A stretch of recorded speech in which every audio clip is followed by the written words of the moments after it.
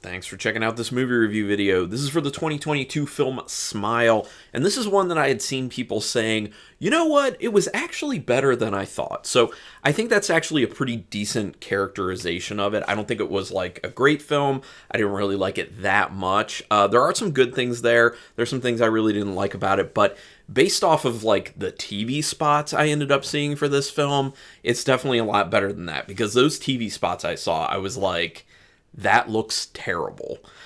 So it's not terrible. It's definitely not. And I could see where people would legitimately like this film. So I'm kind of more in between on it, but let's get into it. Written and directed by Parker Finn. This is the individual's first feature film. So for a first feature film, I gotta say good job. This film was actually not supposed to get a theatrical release. I think it was supposed to go originally just straight to Paramount Plus, but they did some testing with audiences, and it tested a lot better than they were expecting it to. So they were like, maybe we can make some good money on this. Let's put it in the theaters. And it didn't do bad, so good, smart decision. Quick synopsis. This is basically about a woman who, her profession is in mental health, and she has a patient who ends up killing herself in front of her, and then she starts to have issues, and basically there's a horror element, obviously, to it that involves some investigating in the film. I don't want to say too much for people in this, but it has a... I'm trying to think of the best way to put this without giving away too much. There's stuff that the main character needs to figure out in order to help themselves. Even though it's not like it, think something like The Ring. It's not like The Ring, but kind of like needing to investigate like The Ring and like get to the bottom of things and find out what's really going on so you can save yourself in a sense. In that sense, it's kind of like The Ring, but yeah. So that's all I'm going to say for the synopsis. The cinematography in this is very sleek and stylish. From the beginning, looks really good. I think it's well directed. I think it's very well shot. I think for the most part, the acting's really good. Sosie Bacon, who, yes, is the daughter of Kevin Bacon and Kira Sedgwick, does a really good job. She is very good in this film. She is the main character. She has a very demanding role to play, and she really steps up and gets it done. There are a few other characters in this who do a great job. There are some other characters in this who I think kind of shaky. But overall, the acting is quite good, and the characters who are kind of shaky, they're not in it a ton. So that's the good news. The beginning sets up an interesting enough premise. It wasn't like a super interesting premise to me, but I was like, I'm interested enough just to find out where this is going to go. I'm interested to find out if they tell you what the origin is to this. And I'm not going to tell you whether they do or don't, because that would be kind of spoilery, to be honest. It gives the impression of being a slow, dark, brooding film early on, and it kind of is. I wish it wasn't as much so as it is, and slow is the main word in it. The pacing isn't great with it. It's definitely way too long for what it is. For a horror film like this type of premise, it should definitely be a lot shorter. It was close to 2 hours. There's no reason for this story to be almost 2 hours, and you feel it. You definitely feel it when you're watching. It starts to feel very repetitive with some of the things that the main character goes through. Like, it's investigative, so yes, like, give us some information, like, show us the main character doing investigating to try and figure out what's going on, but don't keep showing us some of the same types of investigating where you're not really pushing the story forward. So I think it really needed tightened up in that sense. I think it could have had 20 minutes, definitely dropped off of it, and that would have really helped out. The whole smiling thing, I'm sure anyone who's seen the trailer or the TV spots, like, it's called Smile. It's about these people who, end up smiling and there's something wrong with them, which is what's being trying to be figured out. The smiling looks corny. It does not look great. I think in order to make it look better, they could have kind of enhanced it CGI-wise, because they use CGI in the film, and it actually doesn't look too bad. Just, like, enhance the smile. Like, make it a little too large so that it's creepier or actually kind of scary. But what they just basically did is they just had people smile very large and, like, tried to do their best to look creepy, like have like a blank intense stare with this smile. it just looks corny. It doesn't look good. It doesn't look scary. I laughed at it a bunch of the times when people were doing it. I was like, it just looks funny to me. So I think they could have done a much better job there. The music used to signify that things are off or create kind of dread in this film is very minimalistic and interesting. I really like the composition of that music. I think they did a really good job choosing that type of music to accompany these moments of, feeling kind of like dark, brooding atmosphere and dread. And yeah, just signaling that something's off. And there are a lot of instances of it. It's like one or two instruments playing, and they're playing just like these off notes. Love that type of music, so they did a good job there.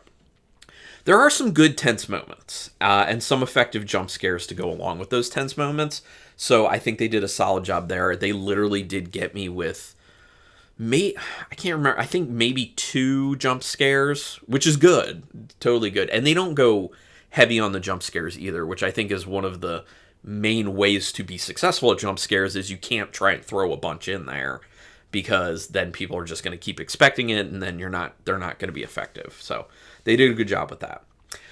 They try to keep reliability of the perspective in the film up in the air until the end. I'm not going to tell you whether it goes one way or another and if that really pays off or not, but it is one of those things where they're like, is who you're trusting supposed to be trusted or not? And that's not really spoilery, because they hit that like pretty much immediately in the film.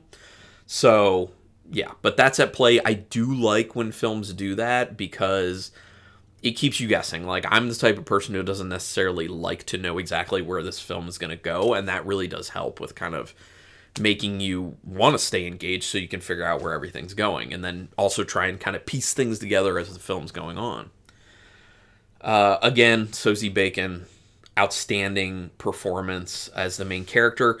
But one of the things I wanted to call out about her is her facial expressions and these kind of like slight mannerisms were really on point with her. It's not just that she had great line delivery. Facial acting, mannerisms of her character, just like small things that really add to the entire experience. She did an excellent job with that stuff. The pacing isn't great because the same types of scenes keep playing over and over again, plus it's almost 2 hours, like I already said. Just going to reiterate that, though. That's a big problem with this film for me. There's a scene about an hour and 15 minutes in that becomes pretty cheesy and over the top. Much like the whole smiling aspect of the film, they do have this one scene that I was just like, okay, we could have done without this. Tone it down. It's way over the top. Way over the top. A few characters probably should have been cut out. That's another thing. They introduce way more characters than they actually need in the film. If you're introducing characters, they should have more of an importance than some of these characters actually ended up having, especially if your film is almost 2 hours. That's the big thing. Some of these characters could have been cut out because they're not really needed for the story, and then you could have cut down the runtime, you could have made the pacing better. It just kind of starts to feel like side missions. You know what I mean? Like, they're giving you information that you don't really need about the character because they've already established that type of information. Some of the characters that I just don't think need to be there are there to kind of make you feel more for the main characters, see their life situation. But it's already established well enough. Like, you don't even need it. So they just feel like they're extra. And this film does not need anything extra, especially because of the runtime. The look of the smile aspect of the film is stupid. Like I already said, very stupid. The ending is pretty drawn out. Way too drawn out, in my opinion.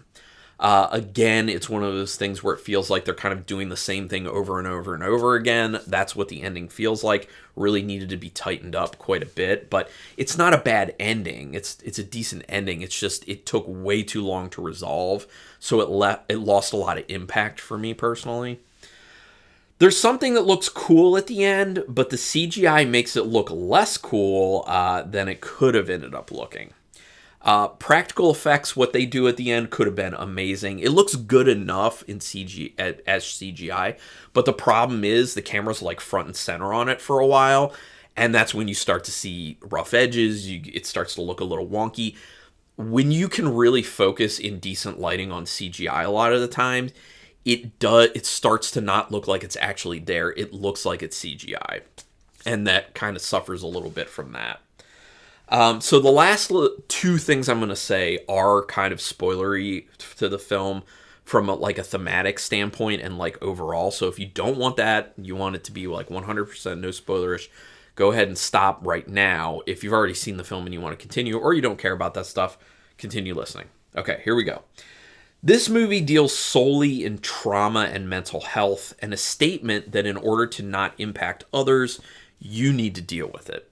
This film is all about trauma. And it's not even like this is all subtextual. It's very in your face about trauma. But what is kind of subtextual is you need to deal with things yourself so you're not putting them off on others.